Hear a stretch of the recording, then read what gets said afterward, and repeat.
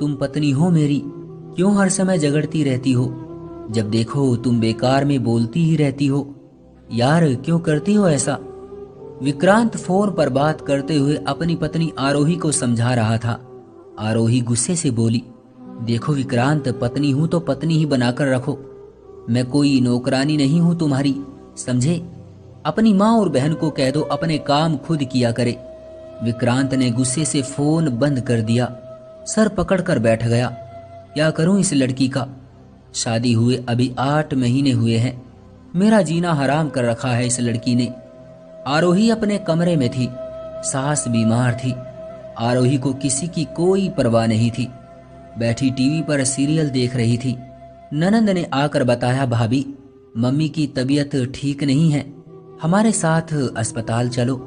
आरोही ने अपने सर पर हाथ रखा, बहन मेरे तो खुद सर में बहुत दर्द है, मुझसे नहीं जाया जाएगा। बूढ़ी का हर दूसरे दिन का यही तमाशा होता है, कभी बीमार हो जाना, कभी कुछ कभी कुछ। मेरे पति की आधी से ज्यादा सैलरी के पैसे तो उसकी दवाई पर ही खर्च हो जाते हैं। आरोही खूबसूरत थी, पढ़ी लिखी भी थी, लेकिन उसमें वो संस्कार नहीं थे जो एक पढ़ी लिखी लड़की में होते हैं। वो मतलबी थी, सिर्फ अपने बारे में सोचती थी। विक्रांत को फोन किया, कहने लगी, मेरे लिए हर महीने अलग पैसे भेजा करो। विक्रांत ने समझाया, आरोही तुम्हें माँ पैसे देती तो है, जितना तुम्हें खर्चा चाहिए होता है, और क्या चाहिए तुम्हें? आरोही ने जिद करते हुए कहा, आप मुझे अलग से पैसे भेजा करो। विक्रांत बाहर देश में जॉब करता था, वो आरोही की वजह से बहुत परेशान था। आरोही को किस चीज की कमी थी? सब कुछ तो था आरोही के पास, फिर भी वो पता नहीं क्यों ऐसा रवैया रखती थी। विक्रांत ने माँ को फोन किया, माँ आरोही को अलग से पैसे दे दिया करो। माँ ने बताया, बेटा वो कौन सा हमसे कोई बात करती है, मेरा तो हाल तक नहीं पूछती, अपने कमरे में रहती है, बाहर आती है खाना खाकर फिर कमरे में चली जाती है, उसको कोई फिक्र ही नहीं घर बसाने की। विक्रांत ने माँ से कहा, मम्मी अब आप ही बताइए मैं क्या करूं इस पागल लड़की का? मैं तो उसको समझा समझा कर थक चुका हूं, उस पर मेरी किसी बात का असर होता ही नहीं, दिल चाहता है तलाक दे दूं उसे। माँ ने समझाया, बेटा तू परदेश में रहता है, परेशान ना हुआ कर, वो नासमझ है, वक्त के साथ साथ सब कुछ समझ जाएगी, नादान है। और हाँ, तलाक देने की कभी भी कोई बात ना करना। विक्रांत चाहता था आरोही घर संभाले, सबके साथ प्यार से बात करे, जिम्मेदार बने, लेकिन आरोही इस बात को कहाँ समझती थी। वो तो वही करती थी जो उसका दिल चाहता था।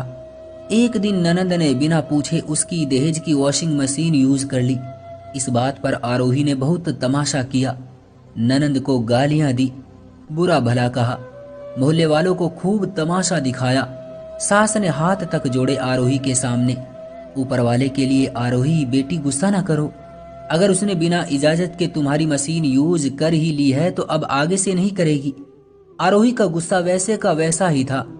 आरोही ने जिद लगा ली कि मुझे आप लोगों के साथ नहीं रहना है, मुझे अलग रहना है। विक्रांत को फोन करती और आए दिन किसी न किसी बात को लेकर झगड़ती रहती। विक्रांत आरोही का सताया हुआ परदेश से जान छुड़वा कर आ गया और दिल चाहता था छोड़ दे आरोही को, लेकिन माँ ने वादा लिया था आरोही से तलाक मत लेना। विक्रांत ने आरोही को सामने बैठाकर प्यार से पूछा, आरोही आखिर क्या चाहती हो तुम?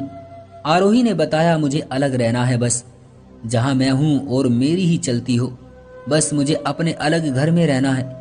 विक्रांत ने समझाया, अपनों के साथ ही जिंदगी होती है आरोही, एक दूसरे के दर्द को समझना, एक दूसरे को सहारा देना जिंदगी के खूबसूरत पल होते हैं। अपनों के बिना भी कोई जिंदगी होती है क्या? लेकिन आरोही की एक ही जिद थी, बस अलग रहना है। रोज रोज की लड़ाइयों से तंग आकर विक्रांत ने किराए का घर ले लिया। विक्रांत आरोही की खुशी के लिए अपने माँ बाप बहन से दूर हो गया, आरोही की खुशी के लिए अपनों से दूर हो गया। आरोही बहुत खुश थी अपने अलग घर में, लेकिन आदत उसकी वही थी, सुबह देर तक सोए रहना, घर में गंदगी फैली हुई, किचन में बर्तन धोने वाले पड़े हुए। विक्रांत 2-4 दिन तो खामोश रहा, फिर एक दिन गुस्से से कहने लगा, आरोही कम से कम अब तो घर का ख्याल कर लो, अब तो इस घर को घर बना लो। आरोही मुंह बनाकर कहने लगी, मुझसे ये सब काम नहीं होते, आप ऐसा करो कोई नौकरानी ले आओ। विक्रांत का दिल चाहा मुंह तोड़ दे आरोही का, लेकिन खामोश रहा। आरोही, नौकरानी क्यों रखनी है? तुम खुद क्यों नहीं संभालती अब घर को? आरोही का एक ही जवाब था, मुझसे ये सब काम नहीं होते। मैंने कभी अपनी माँ के घर भी काम नहीं किया था। कहती तो आरोही भी सच थी। वो अपने माँ बाप की लाडली बेटी थी। माँ बाप के घर सिवाय हुक्म चलाने के उसने कुछ नहीं किया था। मगर शादी के बाद एक पत्नी को पति का घर संभालना पड़ता है। किराए का मकान और फिर नौकरानी। विक्रांत इतने खर्चे बर्दाश्त नहीं कर सकता था। एक मर्द भला आखिर कब तक ऐसा रवैया बर्दाश्त कर सकता है? गार्डन में बैठा हुआ विक्रांत अफसोस कर रहा था। कौन सा पल था जब मेरी आरोही से शादी हुई थी? आरोही ने मेरी जिंदगी को नर्क बना रखी है। घर की तरफ नजर दौड़ाई, हर तरफ लाचारी नजर आ रही थी। कौन कहता है यहाँ कोई इंसान रहता होगा? विक्रांत के कजन की नई नई शादी हुई थी। वो विक्रांत से मिलने के लिए आ रहे थे। विक्रांत ने आरोही से कहा, आरोही, कल बुआ का बेटा और उसकी पत्नी आ रही है, घर को थोड़ा साफ कर लो, कल कुछ खाना भी बना देना। आरोही ने साफ मना कर दिया, होटल से मंगवा लेना। मैं तो नहीं बना सकती, और ना ही मुझसे किचन में इतनी देर खड़ा हुआ जाता है। विक्रांत बेबस हो चुका था। गुस्से से बोला, काश माँ से वादा ना किया होता, एक पल न लगाता आरोही को छोड़ने में। विक्रांत ने खुद झाड़ू उठाई, घर की सफाई की, किचन साफ की, बर्तन साफ किए। आरोही कमरे में सोई हुई थी। सोकर उठी, देखा घर का नक्शा बदला हुआ था। घर साफ सुथरा था। विक्रांत पसीने से भीगा हुआ अलमारी से कपड़े निकालकर अच्छे से रख रहा था। आरोही कहने लगी, कहा था एक नौकरानी रख लो, अब करो खुद सब काम। विक्रांत झाड़ू की तरफ देख कर बोला, आरोही चुप हो जाओ, मेरे सब्र का इम्तिहान ना लो। जबकि आरोही सब जानती थी कि विक्रांत इतना खर्चा बर्दाश्त नहीं कर सकता। सब जानते हुए भी उसकी जिद थी कि उसे कुछ नहीं करना, हर काम के लिए नौकरानी हो बस। विक्रांत ने कपड़े अलमारी में रखे। कजन के आने का समय हो रहा था। जल्दी से होटल गया, खाना लेकर आया। इतने में कजन और उसकी पत्नी आ गए। मिलने के बाद गपशप करने लगे। आरोही गिलास में पानी लेकर आई और पास बैठ गई। खाने का समय हुआ। विक्रांत छोले भटूरे लेकर आया था। जैसे ही कजन ने टेस्ट किए, वाह विक्रांत भाई, इतने मजे के छोले भटूरे ये भाभी ने बनाए हैं क्या? विक्रांत मुस्कुराने लगा। हाँ, आरोही सिर्फ एक छोले भटूरे ही तो कमाल के बनाती है। कजन की पत्नी ने भी काफी तारीफ की। आरोही भाभी, मैं भी सीखूंगी आपसे ऐसे छोले भटूरे बनाना। विक्रांत ने अपने हमसफर की लाज रख ली। सच कहते हैं, पति पत्नी एक दूसरे का वस्त्र होते हैं। एक दूसरे की गलतियों पर पर्दा डालना। एक जिद्दी हो तो दूसरा उसकी जिद पर खुद बलि चढ़ जाए। एक गलती करे तो दूसरा उस गलती को अपनी मोहब्बत से सुधार दे। जिंदगी की यात्रा में अपने जीवन साथी को सीने से लगाकर रखना ही तो कमाल होता है। विक्रांत आरोही से बहुत तंग था, फिर भी उसकी इज्जत कम ना होने दी। उसकी इज्जत बनाए रखी अपने कजन के सामने। जब विक्रांत का कजन चला गया तो आरोही ने विक्रांत से पूछा, विक्रांत, आपने झूठ क्यों बोला था अपने कजन के सामने कि छोले भटूरे मैंने बनाए थे? विक्रांत ने गुस्से से कहा, आरोही, मुझे नहीं पता, बस मुझे जो अच्छा लगा मैंने कह दिया था। विक्रांत खाने के बर्तन वॉश कर रहा था। आरोही को मायके से कॉल आ गई। वो फोन पर बिजी हो गई। उसे कोई परवाह नहीं थी विक्रांत की खुशी किस में है। उसे विक्रांत के अच्छे बुरे से कोई मतलब नहीं था। विक्रांत जानता था माँ बाप की लाडली है, जिद्दी सी है। मैंने उसे छोड़ दिया तो मर जाएगी पागल। मेरे बाद ऊपर वाला जाने इस पर क्या गुजरेगी। वो आरोही को जमाने की एक झलक दिखाना चाहता था। विक्रांत सुबह उठकर खुद नाश्ता बनाता और फिर ऑफिस चला जाता। लेकिन मजाल है आरोही को कोई परवाह हो विक्रांत की। विक्रांत घर आया, पहले हर रोज आरोही के लिए कुछ न कुछ लेकर आता था। कभी बर्गर, कभी पिज्जा या कुछ भी खाने के लिए, लेकिन आज कुछ नहीं लेकर आया था। आरोही ने अभी तक खाना भी नहीं खाया था। आरोही ने पूछा, विक्रांत, मेरा बर्गर कहाँ है? विक्रांत ने फोन पर किसी से बात करते हुए कहा, नहीं लेकर आया। आरोही को बहुत गुस्सा आया। मुझे भूख लगी हुई है और तुम मेरे लिए बर्गर नहीं लेकर आए। विक्रांत ने कहा, आरोही तुम सो जाओ, आज माँ ने मुझे खाने के लिए घर बुलाया है, मैं जा रहा हूँ। आरोही गुस्से से कहने लगी, मुझे भूख लगी है। विक्रांत ने इग्नोर करके बाइक स्टार्ट की और चला गया। आरोही घर में अकेली बैठी थी। भूख से बुरा हाल था। खाना बनाना भी नहीं आता था। एक गिलास पानी पीकर भूखी ही सो गई। विक्रांत माँ के घर से खाना खाकर वापस आया। देखा आरोही सो चुकी है। विक्रांत आज आरोही के पास नहीं सोया था, जाकर दूसरे कमरे में सो गया। आरोही को भूख की वजह से नींद नहीं आ रही थी। टाइम देखा तो 2 बज रहे थे। विक्रांत आए नहीं अभी तक। आरोही उठी और किचन में जाने लगी। दूसरे कमरे में विक्रांत सोया हुआ था। गुस्सा आया, विक्रांत के पास जाकर लेट गई। विक्रांत सुबह उठकर नाश्ता बनाकर ऑफिस चला गया। आज आरोही इंतजार कर रही थी। विक्रांत घर नहीं आया था। आरोही ने फोन किया, विक्रांत कहाँ हो आप?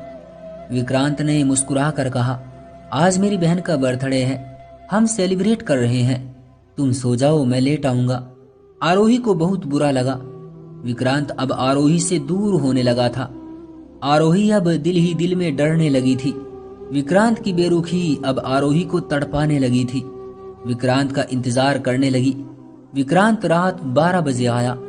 देखा तो आरोही गार्डन में कुर्सी पर बैठी हुई थी। विक्रांत देखकर हैरान हो गया, तुम सोई नहीं अभी तक? आरोही उदासी में बोली। विक्रांत, आप मुझे साथ लेकर क्यों नहीं गए बहन के बर्थडे पर? विक्रांत मुस्कुरा कर बोला, तुमको कब से मेरी बहन अच्छी लगने लगी? अच्छा, अब मुझे नींद आ रही है, मैं सोने जा रहा हूँ। आरोही को बुखार था। विक्रांत से बात करना चाहती थी, लेकिन विक्रांत अब आरोही को इग्नोर करने लगा था। अब विक्रांत अक्सर किसी लड़की से फोन पर बातें किया करता था। एक दिन आरोही के सामने ही बात करने लगा, मेरी जान, शादी के बाद हम लंदन जरूर जाएंगे, तुम मेरी मम्मी पापा बहन के साथ रहोगी, मुझे बस आपकी इसी सोच से प्यार है। आरोही हैरान थी, शादी? ये विक्रांत की शादी की बात कर रहा है। आरोही के पूछने पर विक्रांत ने बताया, मैं दूसरी शादी कर रहा हूँ और तुमसे तलाक ले रहा हूँ। ये सुनना था, आरोही के पैरों तले से जमीन ही निकल गई। विक्रांत, आप ये क्या कह रहे हैं? किससे शादी कर रहे हैं आप? मैं आपको पहली पत्नी के होते हुए नहीं करने दूंगी दूसरी शादी। आरोही, अब पानी सर से ऊपर पहुंच चुका है, मैं अब और बर्दाश्त नहीं कर सकता, और वैसे भी मेरी होने वाली दूसरी पत्नी मेरे मम्मी पापा के पास रहेगी। बस अब मुझे तुमसे तलाक की देरी है और फिर हम जल्द ही शादी कर लेंगे। इतना कहकर विक्रांत किसी काम से घर से बाहर चला गया। आरोही को यकीन नहीं हो रहा था, विक्रांत अचानक यूं बेगाना हो जाएगा। आरोही रोने लगी, विक्रांत, मैं आपको किसी का नहीं होने दूंगी, मुझे नहीं पता, मैं सब कुछ करूंगी, मैं खाना भी बनाऊंगी, सफाई भी करूंगी। फिर जैसे ही सुबह विक्रांत ऑफिस जाने लगा तो आरोही ने विक्रांत का हाथ पकड़ लिया। विक्रांत, मुझे आपको किसी और का नहीं होने देना, मैं खुद को बदल दूंगी, सब कुछ करूंगी जो आप कहोगे। विक्रांत गुस्से से बोला। आरोही, अब बहुत देर हो चुकी है, 3 दिन बाद शादी है मेरी, शाम तक डिवोर्स के पेपर आ जाएंगे। ये कहकर विक्रांत ऑफिस चला गया। आरोही ने आज सारे घर की सफाई की, विक्रांत के फेवरेट छोले भी बनाए। रेसिपी देखकर 3 जगह से हाथ पूरी तरह से जल गया था। विक्रांत शाम को घर आया। आरोही डरते हुए विक्रांत के पास आई। विक्रांत, आप कैसे हैं? विक्रांत ने इग्नोर करते हुए कहा, मुझे डिवोर्स के पेपर लेने जाना है, मैं लेट हो गया हूँ। आरोही का हाथ जला हुआ था, दर्द बहुत था। विक्रांत का हाथ पकड़कर बोली, विक्रांत, आपके फेवरेट छोले बनाए हैं मैंने, सारा घर भी साफ किया है। विक्रांत गुस्से से बोला, भाड़ में जाए तेरे छोले और सफाई, मेरा दिमाग खराब मत करो। 3 दिन बाद मेरी शादी है, तुम जो मर्जी करो, अब मुझे कोई परवाह नहीं। आरोही की आंखों में आंसू थे। विक्रांत, इतनी बेरुखी क्यों? प्लीज एक मौका दे दो ना मुझे। विक्रांत ने जल्दी से ड्रेस चेंज की, बाहर जाने लगा। आरोही दरवाजे के सामने खड़ी हो गई, बाहें फैलाकर नहीं जाने दूंगी। वह हक जता रही थी विक्रांत पर, लेकिन विक्रांत को अब कोई परवाह नहीं थी। विक्रांत ने आरोही को बाजू से पकड़कर साइड पर किया, बाइक स्टार्ट की, जाने लगा। आरोही पांव पकड़कर बोली, विक्रांत, मर जाऊंगी मैं, ना करो ये जुल्म मुझ पर, एक मौका दे दो मुझे। आंसुओं का समंदर उमड़ आया था। विक्रांत चला गया डिवोर्स के पेपर लेने। आरोही बेबस हो गई। हम सफर को किसी और की बाहों में देखना मौत सा दर्द देता है। आरोही हॉल में बैठकर रोने लगी। विक्रांत, मैं खुद को बदल लूंगी, मुझ पर ये जुल्म ना करो। विक्रांत की फोटो को बार बार चूम रही थी, सीने से लगाकर रो रही थी। 20 मिनट के बाद विक्रांत वापस आया। आरोही को देखकर कहने लगा, तुम अभी तक शक्ल बनाकर बैठी हुई हो। मैं तो पेप्सी लेने गया था और भटूरे भी लेकर आया हूँ। छोलों के साथ भटूरे और साथ में पेप्सी हो तो मजा ही आ जाता है। आरोही समझ नहीं पा रही थी कि विक्रांत आखिर कर क्या रहा है। जेब से ट्यूब निकाली, आरोही के पास बैठा, जले हुए हाथ पर ट्यूब लगाते हुए बोला, पागल, मैं तो बस यूं ही तुमको सता रहा था। मेरे लिए इतना काफी है कि तुमको एहसास हो गया। भला तुम्हारे बिना मैं कैसे जी सकता हूँ। मेरी भोली भाली सी राजकुमारी हो तुम। आरोही की आंखों में आंसू थे। विक्रांत के सीने से लिपट गई। विक्रांत, मैं सब कुछ किया करूंगी, खाना बनाना भी सीख लूंगी, सबके साथ रहूंगी, मगर मुझे आप मत छोड़ना। और हाँ विक्रांत, थैंक्स मुझे एहसास दिलाने के लिए। मैं ऊपर वाले का धन्यवाद करती हूँ, आप मेरे हमसफर हैं। विक्रांत अपने हाथ से आरोही को खाना खिलाने लगा। ऐ मेरे समाज के लोगों, सुन लो, अपने हमसफर को तलाक देना, गाली देना, थप्पड़ मारना, उसको पैरों की जूती समझना छोड़ दो। आओ ना, मोहब्बत करते हैं एक दूसरे को, सब्र और बर्दाश्त से स्वीकार करके एक दूसरे के रंग में ढल जाते हैं। और यही बात मैं अपने इस समाज की औरतों को भी कहना चाहूंगा। जिद और गुस्से में अपना घर जलाना छोड़ दो। जिस हाल में हम सफर रखे उस हाल में जीना सीख लो। कसम से जिंदगी स्वर्ग बन जाएगी। तो दोस्तों, ये थी हमारी आज की कहानी। आपका क्या कहना है इस कहानी के बारे में? कमेंट करके हमें जरूर बताएं। वीडियो को लाइक करके चैनल को सब्सक्राइब कर लीजिए, साथ में घंटी को दबाकर ऑल पर सेट कर लीजिए। मुझे दीजिए अगली वीडियो तक इजाजत। तब तक के लिए धन्यवाद।